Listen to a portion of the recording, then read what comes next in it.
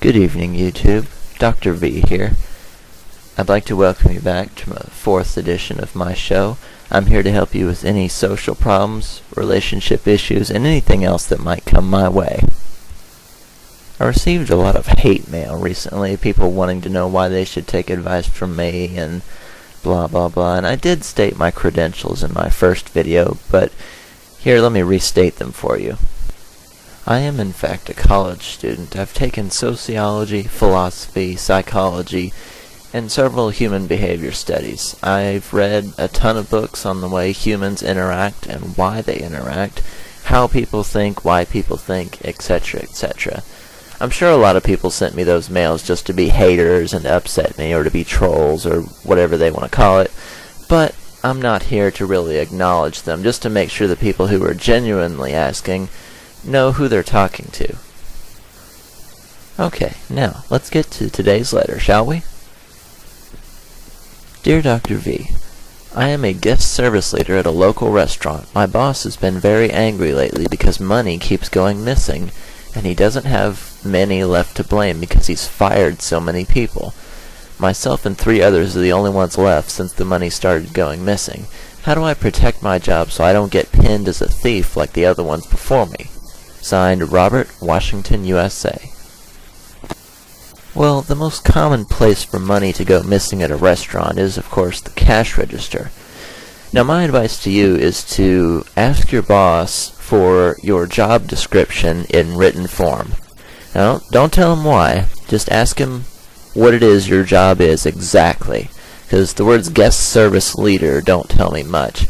As far as I'm concerned, a guest service leader is like a host. You see the guests when they come in, you seat them, you might assign a waiter. I'm not exactly sure what your job is, but it doesn't sound like you are somebody in the restaurant that handles money directly.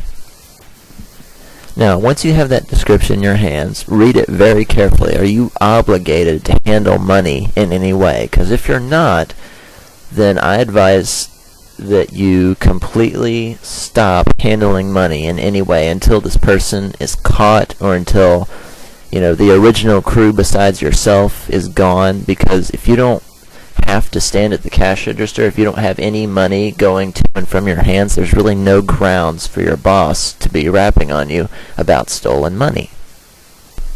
Now, this tactic may be somewhat insulting to your boss because you're doing specifically your job and nothing else. You've become unflexible, but while he's mad at you, he's going to know that you're trying to stay away from money in all shapes and forms, and if more money goes missing, he or she will know that it's not you that's taking it, thusly proving your innocence. I am willing to bet that the money that is going missing from your restaurant is coming out of the cash register, because in most restaurants, especially fast food restaurants, most money will go into a safe and only the manager knows what the combination is. So the cash register is really the only place where money can be quote-unquote safely stolen at any given point when nobody's looking. Now, I've worked at a couple of restaurants in my lifetime, and I do understand that there is a sense of tight-knit in a restaurant because there's a group of perhaps 20, maybe less, that run a fast food restaurant at any given week, and the turnover is fast. But if money keeps going missing over X amount of time, then you know it is, in fact, a loyal worker who is always showing up rather than just working there for a week and then leaving, who is stealing this money. So, although it sounds mean, I would advise you to keep an eye on everybody who's left. You mentioned in your letter that there were 3 of you left. I'm guessing that's out of the original crew when the money started being stolen, so there's probably a new set of people now.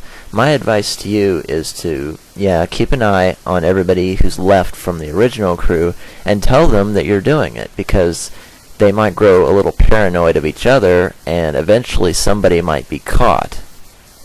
And if they're not caught, if money stops being stolen, then all the better, because money's not being stolen anymore. They know that they're being watched very closely, and the thief might stop stealing money. Now, they may threaten you back, saying that they're going to be watching you 24/7, but as a rather famous police officer once said, the innocent really have nothing to fear, so why run or be paranoid for any reason? And that's really all I have to say about that. So I hope you catch this thief and you don't get fired from your job. This is Dr. V signing off.